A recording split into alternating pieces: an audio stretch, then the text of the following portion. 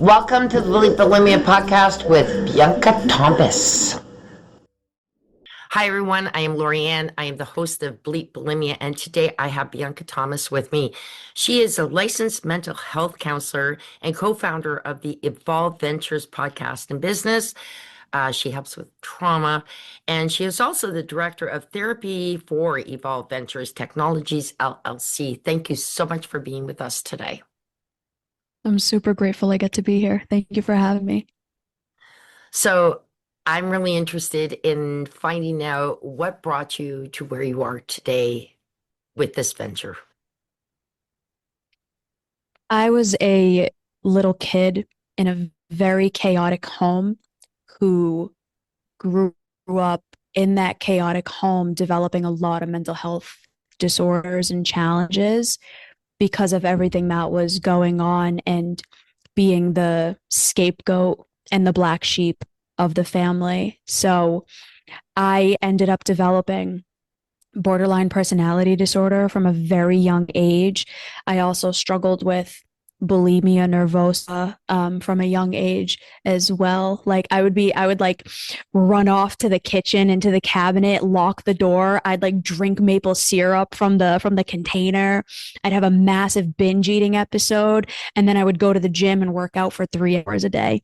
And that became a cycle, and then eventually it started escalating into self-harm and then abusive relationships and so on and so forth. So I had a pretty difficult childhood, just doing everything I could to basically rebel and try to run away from the trauma that I was experiencing growing up. And it led me down some really destructive paths. I mean, the first relationship that I was ever in, we were together for 4 years and I was being abused in every way you can think of. And I stayed as long as I did for the sole purpose of not letting my parents say I told you so, because they didn't want me having anything to do with him. So I leave that relationship and I'm just a nightmare. I'm a mess at that point. I had no idea who I was. I had no idea what safety meant. My relationship to myself was non-existent. It was just terrible.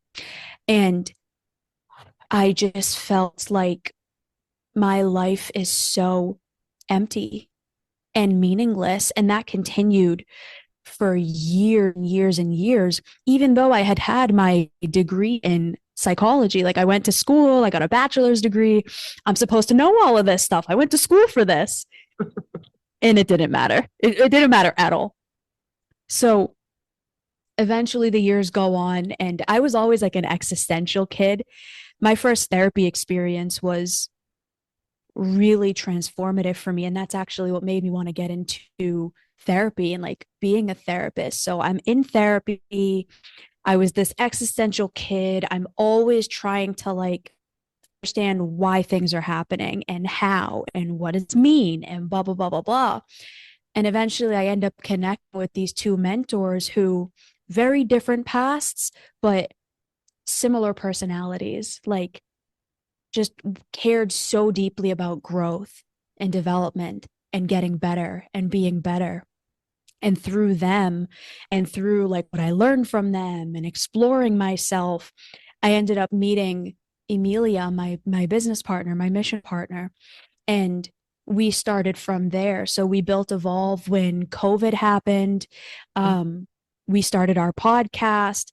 We, started these really wonderful things, but I was still miserable.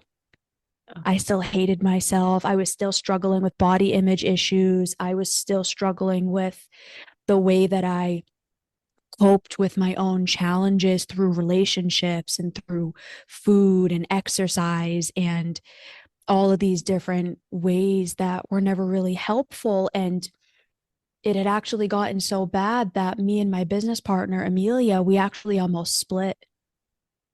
Wow. And she was like, I care about you so much, because we were best friends too. Like it was really beautiful. And she's like, listen, we can split and I will love you from afar, and you do you, and we'll leave it as is.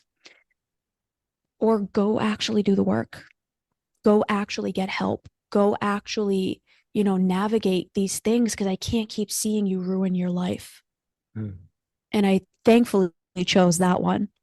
So for the last 5 years, my life has basically been doing the work that I never had and then getting to help others do the same through everything that we get to do here at Evolve. That's absolutely beautiful. And that is a big reason why I have this podcast, is to send out a message to my listeners, the ones that are struggling. And I mean, bulimia, it's midlife bulimia, because there's a lot of people. I was 48 when I finally recovered. That's midlife. And there's a lot of women who are still Yeah. going through that. Some of them are in their 60s. And I just want them to feel what I feel, the freedom of not going to food, to be able to sit at Christmas time and have a meal with your family and not worry about trying to find a bathroom somewhere where no one's going to hear you anymore. Like it's the freedom. And so people like you who are here on my podcast are the ones that I hope that my listeners are going to listen to. And, they'll find, because everybody has a different feeling of um, comfort in that. So what you were saying, you went out and you found someone who helped you, and then you brought it forth. And that's very important. You have to be comfortable with the person that you choose to help with your recovery. 100%. It's make or break. If you don't feel safe with your therapist, if you don't feel safe with, or if you're eating with like a recovery coach or anything like that, it'll it'll make or break a relationship, and it'll make or break what happens to you. And if you actually get the help that you need, it is one of the, it's just like dating, right? It's like if you're with a bad partner, you're going to feel terrible about yourself. Well, if you're with a bad therapist, or if you're working with someone that you don't feel safe or connected to, or the you don't want to talk to them, or you don't believe that they know what they're talking about, even like relatively from a personal experience, why would you trust them? Why would you trust anything that they say? Why would you listen to their feedback? You wouldn't. And you bring up a good point. And I've brought it up in some of my past podcasts, where I went to one therapist and she was a recovered anorexic. But she was so extreme, and she was a psychiatrist. Okay, so it was not counseling there. Like my first one was wonderful, but this lady scared the heck out of me. You're gonna die. It's just like it was like, and Oh then my God. I had a male one. He was actually pretty good, even if he didn't really understand, and he was honest about not understanding the whole, being a bulimic, because if you're not one or you haven't gone through an eating disorder, it's hard to understand. My mother still struggles with it, but she's accepting it finally, um, that I was. Her sister was, by the way, too, believe it or not, a bulimic. And she brings that up now. But they didn't know what it was back then. I mean, my mom's 90, so think about it, right? Like back when my aunt was bulimic, there was no word for it. But Right. interesting thing, he did say something that I find a lot of people struggle with. He says, you're like a China doll, um, cold on the outside, but very fragile. And I love that term, and I'll always remember him saying that. And I'm not really cold on the outside, like I'm very friendly and stuff like that. But I feel that I have a space. If anybody gets too close to me, it's like, can you move back? And I still have my little bubble that's a little bit smaller than most people, I would think. Um, so I get that part. And fragile, yes. Um, that's where my bulimia was, my friend to take care of that fragile part of me. And he said the alternative probably would have been worse, if you get what I'm saying. It's a slow suicide, Woof. right? And so the alternative would have I been had worse. a 100%. I have a client that I'm working with. I've been seeing her for about 3 years now, and she struggled with severe anorexia and bulimia. She kind of had both. Um, it was so bad. So she had a severe history of trauma from the time she was 2 up until the time I had seen her. She was in her mid-30s already. Nonstop trauma. Every kind of trauma you can think of, this woman has struggled with it. So she comes to see me and she looked like a ghost. Like when I first saw her, she just had, it was like her face was completely sunken in. Oh, It's just pure bone and skin. It was just like it was terrifying. Not for me to see in like a judgmental way, but just like the pain that she was struggling with. It's like it's all over your body. You don't get to that place if you don't have unbearable pain. And she got so clever with her eating disorder and the suicidality that she had. Nobody knew that she had anorexia. Like nobody at that time in her life had known she had it because she told everyone she had cancer. oh, And she got a doctor's note and she falsified documents to tell everyone that she had cancer because she was planning on ending her life. She oh. got really sneaky until someone figured it out. I think her psychiatrist had figured it out and he called 911 and he had her placed on a section 12 and it saved her life. Can you explain what a Section 12 is for our listeners? Some of us may not know. Yeah. Yeah, so a section 12 is social workers, psychiatrists, and psychologists are able to place a section 12, which means that you're hospitalized for a period of time, either 1 to 3 days. It's meant for people who are at risk of attempting to harm themselves or are at a risk of harming themselves or potentially harming others. So I've worked with a lot of clients with severe eating disorders, and I've yet to see a case where it doesn't come from some sort of significant trauma Wow. or some So, sort of like severe worth challenges that are rooted in emotional trauma or mental trauma or physical or sexual or some sort like that. I believe that I was on Instagram watching you, and I really was, it's fun because I mean, I have about the attention span of like my dogs, my Chihuahua. Um, but it's nice to watch. And one thing that you were saying in one of them, traumas can be not just big ones, it can be small ones. And I believe, like I had a great childhood. So I just kept wondering what caused me to become bulimic. I mean, I was 18 years old. I know that part of it was that um, I mean, when I was little, I was told that I was fat. I wasn't fat, but I was also tall and heavier. So all the kids, when we were weighing ourselves in front of all of them, and this is in like grade two or something, grade three, whatever. Oh, you're fat because I was weighed more because I was taller. And so that always stuck in my head. But I didn't realize just how much it stuck in my head until I was 16 and diet started. And my sister told me I had to lose 10 pounds for her wedding because I was overweight.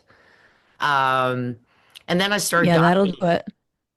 it. That cycle just, it was like that, oh my gosh. And the problem is I ended up gaining weight. I went from 130 to 170 from dieting.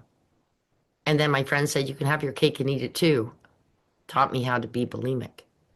And I took that, and that never went because bulimia can be a start of a diet gone wrong, but it becomes a lot more of a monster. It takes all that trauma or whatever is that little traumas can add up. Don't you? That's, I think that you were saying, doesn't have to be big. It could be a bunch of small ones that you're not aware of until that falls down on you. An eating disorder. Why am I eating disorder? Why is this that I want to eat and throw up people when I'm angry or something like that, right? So, I was on with a client right before we jumped into this recording, and she's struggling with bulimia. She's in the very early stages of it. And for her, it was something very, very similar. She's from the Middle East. So she's in a culture where, and I'm Middle Eastern too, so I very much grew up in this. You grew up in a culture where everyone always nitpicks on your body and body image. That's the only thing that matters for women. What do you look like? Oh, They all get plastic surgery. Like, it's rare to see women who don't get it done, especially where she lives. So growing up in that, and then the chronic comments about her body from family members, from relatives, from the people around her. She had one experience where someone who was interested in her, she didn't want to be with him. So he called her a whale. oh, And he said that she's disgusting and he's going to go be with someone skinnier. And that is what set it off for her.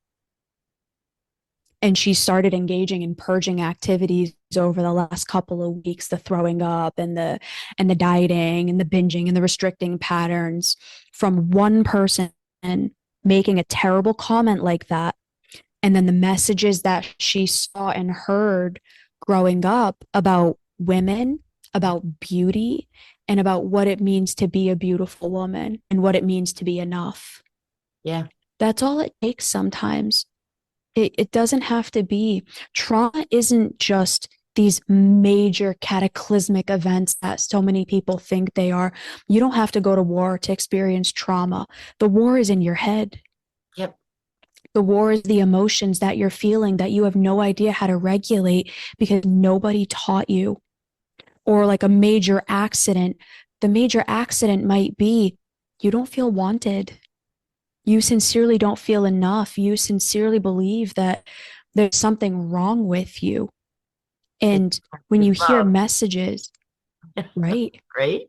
Or Right. even if you're loved, but not enough for them to stay with you or whatever, right? Yeah. Abandonment, all of Or that. only when you lose 10 pounds, or only Right. when you look like this or act like this. That's when you'll be loved. Yeah.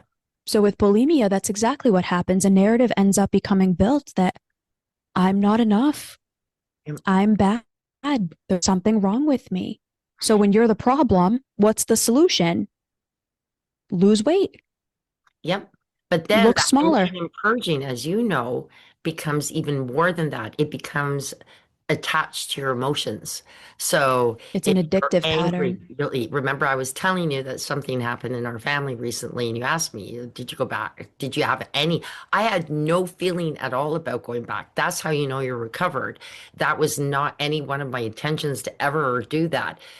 My pain was not so much with me, it was with the person that was affected by it.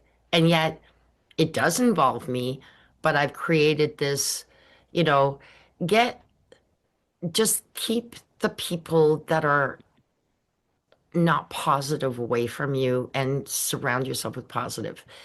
Uh, but that's not the only answer to it. You have to take those steps to get there. No, it's Yeah. one of many.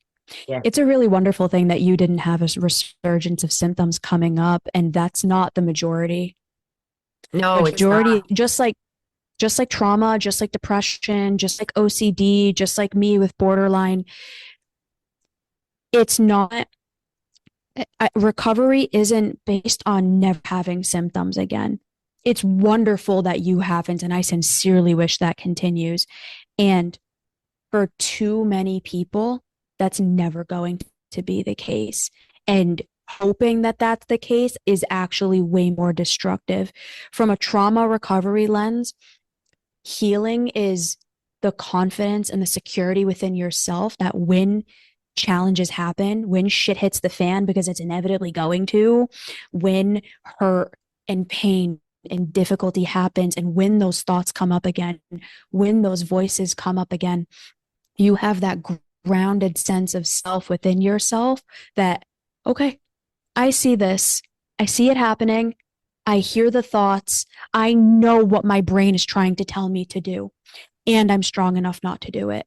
And I have the tools and the skills and the resources to help myself navigate it so that I don't do that again.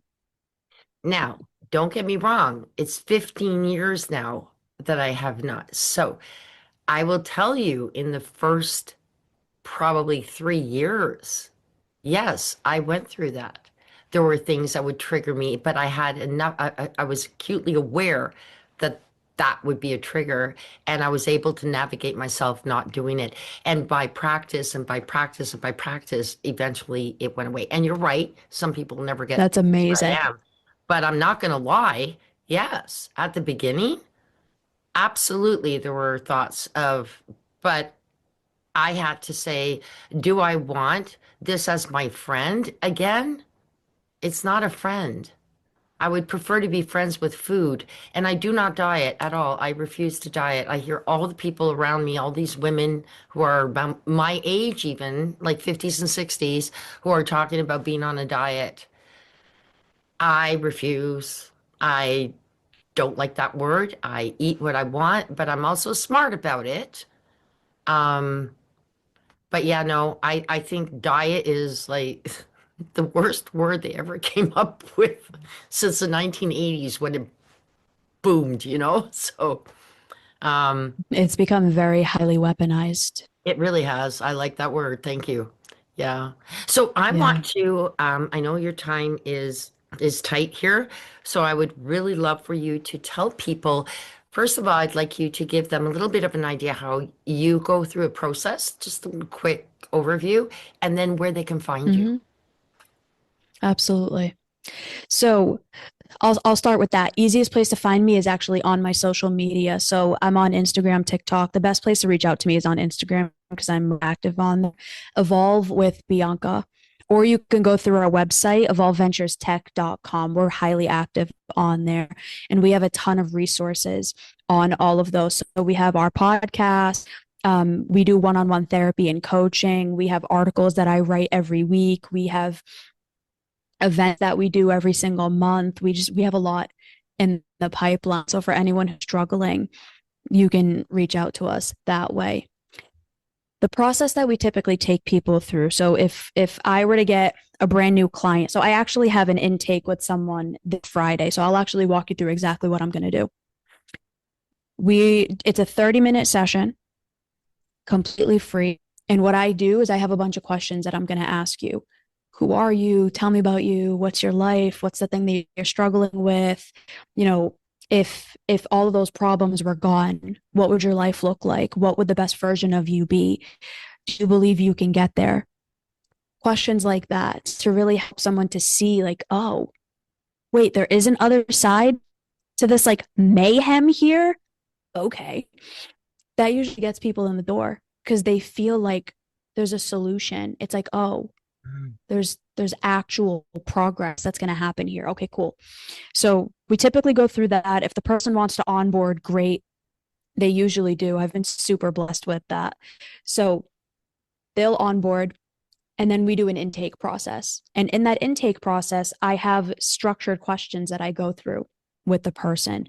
So background information, symptoms, family history, partners, basically getting like a well-rounded summary of who are you and how did you get here, so that I can help you as best as I can. And so we can really work together as a team to understand what's keeping you here and how do we get you to the place that you want to be. So like with this client with the eating disorder that I was working with today, one of her biggest challenges and the primary challenge that she's been having is a really disruptive and negative relationship with herself and how she sees herself in every arena. And it's getting manifested through her body and through body image, which is why the diet and exercising and wanting to go to plastic surgery and all of that stuff has started becoming the focus of her attention, because she sincerely believes if my body looks a certain way, then maybe my life won't feel so bad anymore. Oh, yeah. Maybe I'll actually love myself. Maybe I'll actually feel good enough. Maybe someone will finally pick me. So that narrative ends up becoming okay, my life is terrible and I'm feeling all of these negative emotions because of my body. So if I can fix my body, everything's going to be great. What we both know is that there's never an end point with that. You'll end up withering yourself away and it's still never going to be enough, because the real issue is a disruption in the emotion and a disruption in the relationship you have with yourself, and an emotion regulation challenge. So when you can work on those two things, which is exactly what I'm working with her on, I helped her to name her bulimia voice. And we actually named it the name of that guy that was talking smack to her. So I was like, every time you hear that voice, I want you to see his face. And I was making her laugh and I was being very playful. But I was like, every time you hear that voice, that's him. That's not real. And she was laughing. And it was she loved it. She's like, oh my God, that's great. So helping the person to identify what's actually going on here, and then learning how to safely navigate all of the symptoms that are coming up. So that's what the process in a nutshell typically looks like. I love it. Actually, it's funny because I think that if I actually had to name my bulimia, it would be my ex-husband. Sorry. I mean, he's a good father and everything. That's great. But not That's great. relationship with me. Because funny enough, I just started my bulimia when I met him. I was 18, and then 7 years later we got married, and I quit my bulimia after our final divorce, and everything was like any kind of tie was done. And it was kind of like in my head going, sounds like there's a correlation there. I think maybe my my is gone. And yeah, it really was. And in fact, I went for counseling when I was 22, 23, and she told me that I probably should not marry him because he was not a positive influence on my bulimia. Married him anyway. I have no regrets. Trust me, I got 3 beautiful children. By the way, never bulimic through my pregnancies. For some reason, they mattered more than I did, and which is true. So I had a life in me that I was caring for, so I was not bulimic. But after they were born, back to it. It was like, it's interesting thought that you care for your kids so much, even if you don't even know them, but you don't care for yourself that much. And that's where I love that you're saying that's where we need to grow to love ourselves that much. Yep. Women are taught to care for others more than they care about themselves. We are literally brainwashed into it from the time we're born. Yep. From the time we're born, we're taught to be little caretakers. So it's easy to take care of other people more. It's easy to focus on everyone and everything else. And then eventually to believe that their opinions matter more, that what they think matters more, what their perspectives are, their wants, their needs, their boundaries matter more. And that's also a really significant challenge that can lead to bulimia, when you sincerely believe that you don't matter. Everyone else matters more. Yeah. You're going to engage in behaviors that demonstrate that. Bulimia is one of them. It's an addictive cycle. Bulimia, drug abuse, substance abuse, toxic relationships, getting in and out of that cycle. They're all very similar. True. That's lovely.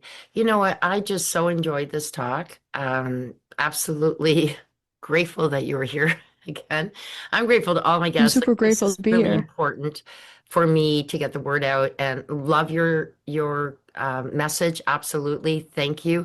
And I love that it is very much something that I know my listeners will be able to connect with.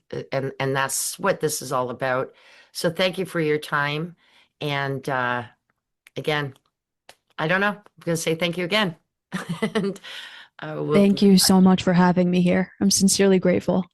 Thank you. Take care, and you have a great rest of your day. You too. Thank you for listening to this episode. Be sure to visit me at bleepbulimia.com.